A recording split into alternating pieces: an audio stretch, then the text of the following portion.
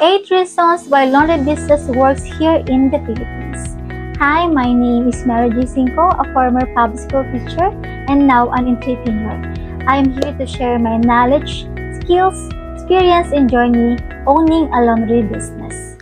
Bakit nga ba nakiklik ang mga laundry business dito sa Pilipinas? So bago yan, I'm going to tell you a short story about my experience. Marami akong mga negosyo na nasubukan during pandemic like online selling, network marketing, and also water station. Pero ito yung masasabi ko na laundry business naging successful para sa akin. So marami akong naging experience ng mga businesses, lalong-lalo na ng pandemic. So lahat naman siguro tayo, di ba, naranasan na mag-side hustle during pandemic. And doon ako nakakuha ng idea or doon ako na-train kung paano mag-start ng isang business. And isa sa natutunan ko about starting a business is hindi mo kailangan maging trending. So, dapat pala pag nagbe-business tayo is hindi natin kailangan na mag-click or trending lang yung produkto na ino-offer natin. Diba? During pandemic, ang naging business ko is mga plants. Kasi lang naman natin during that time, medyo nagkakaroon ng anxiety yung mga tao. So, yung naging way para maging stress reliever nila. Pero, after pandemic, medyo humina yung benta.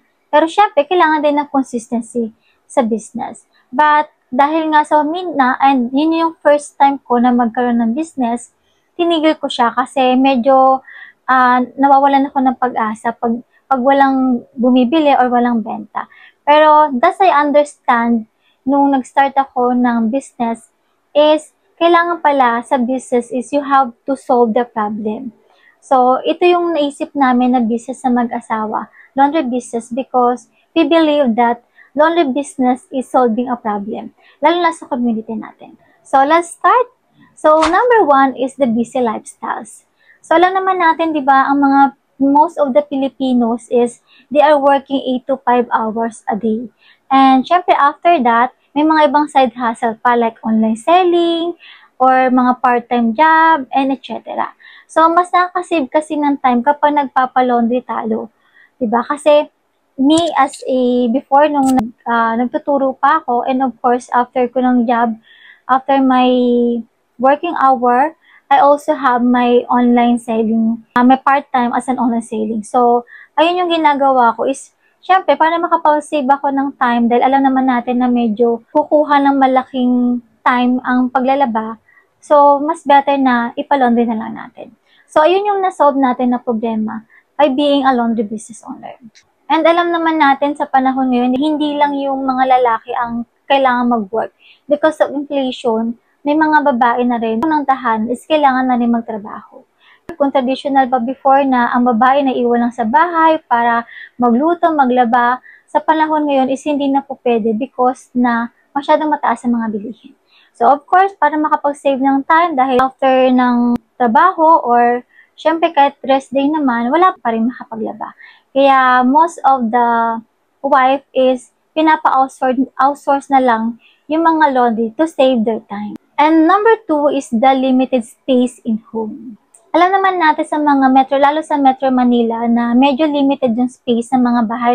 If you are living in a condos or apartment, so wala ka ng space to have your equipment or machines to laundry your clothes. Lalo na yung mga nagbo-boarding house, mga estudyante, so they prefer to outsource their laundry because of the limited space nga sa loob ng bahay. And number 3 is the weather challenges. So, ito talaga yung pinaka-challenge natin, lalo sa Pilipinas, diba? Na most of the time is rainy season lang tayo. So, parang ilang months lang yung summer and then after nun, puro rainy season na. So, ito yung pinaka-challenge sa atin, lalo sa mga nanay, na ang hirap magpatuyo ng mga labahan. So, nakakatuyo man tayo sa loob ng bahay, papahanginan, pero syempre, hindi tayo satisfied sa amoy or nagiging amoy kulob lang yung mga damit natin.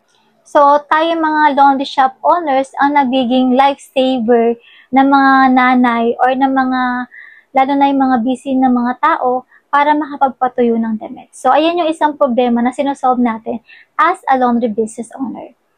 Number 4 is the water supply problems. So, ito talaga yung naging way namin para mag-start kami ng laundry business. Dahil sa community namin or sa barangay namin is medyo mahina yung tubig or may schedule lang ng tubig.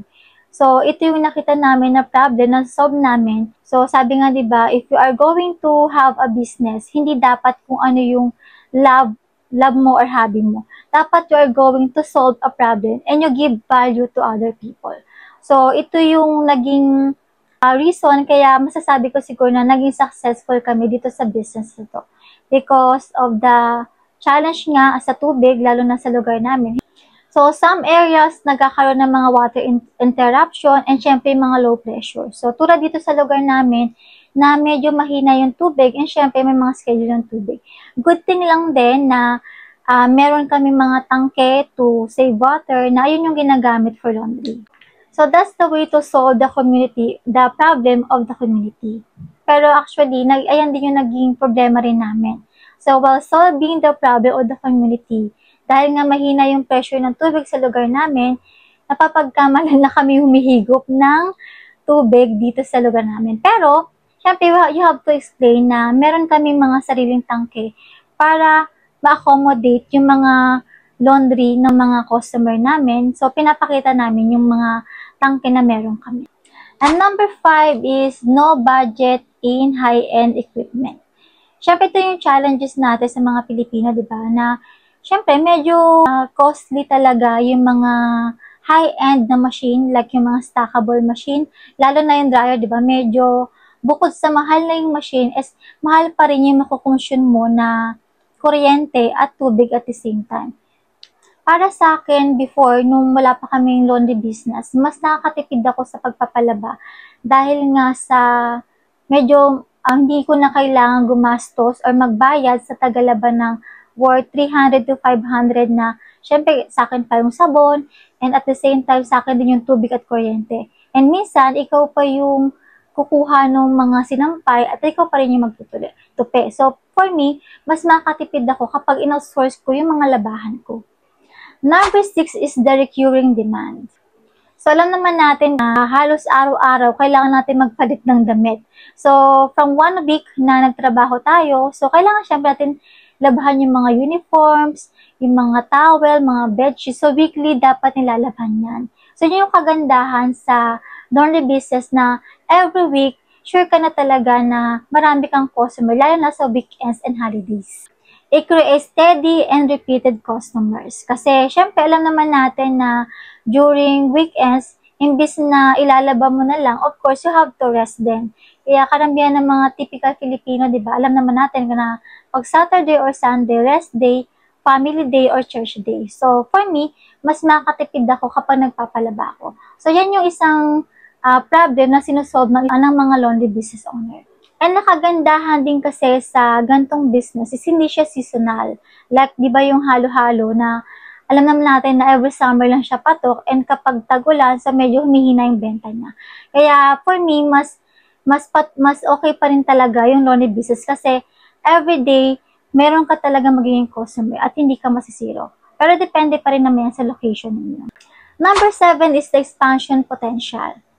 Ito yung isa sa pinaka-nagustuhan ko sa laundry business. Kasi, you can start small. Actually, pwede ka mag-start sa mga manual machine or pwede ka mag-start ng below 100,000.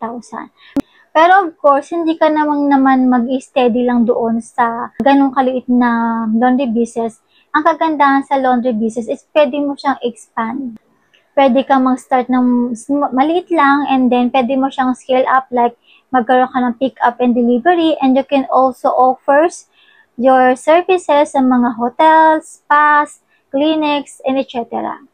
And also, pwede mo rin siyang magkaroon ka ng mga multiple branches. May mga laundry business na nakita ko na pinapranchise din nila.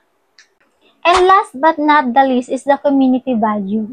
Especially useful siya sa mga places na like mga malapit sa school, mga students, mga OFW families, mga young professionals na busy sa trabaho. Of course, mas makakatipid sila or it solves their problem na ipa-outsource na yung mga labahan nila. So, doon tayo pumapasok as a laundry business owners. For more tips about laundry business, you can join to our community which is Ka Laundry Partners. And kung marami ka natutunan sa video na to, pwede mong i-like, share, and subscribe yung channel natin para mas marami pa tayong matulungan ng mga nagbabalak na mag-laundry business. Thank you and see you!